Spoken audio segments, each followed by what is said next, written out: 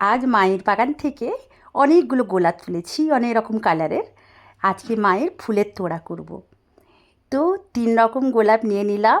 আর লতা ঝাউ তো মায়ের বাগানে আছেই, লতা ঝাউয়ের ডাল তুলে নিলাম। আর এই লতা ঝাউয়ের থেকে আমি মায়ের এই ফুলের তোড়া মানে ফুলের মালা বা তোড়া যাই হোক মায়ের জন্য আজকে তৈরি করছি।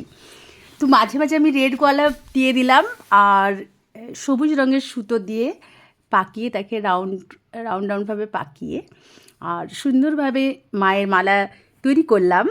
আর প্রত্যেক বছর আমি এই সময় করে থাকি, কেননা এখন আমার যে গোলাপ অনেক বেশি ফোটে, তো মাকে দিয়েও আনন্দ আর মন যদি ভরে যায়, আমি মনে করি যে মাকে দেওয়ার পরে মাও নিশ্চয়ই খুবই আনন্দ হয় বা মা খুশি হয়।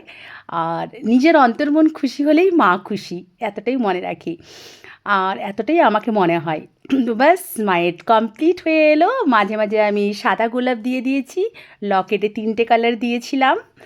তো কেমন হয়েছে নিশ্চয়ই কমেন্ট করে জানাবেন যে মায়ের ফুলের তোড়া কেমন হলো। এটা কিন্তু মালা সুতো নয়, এটা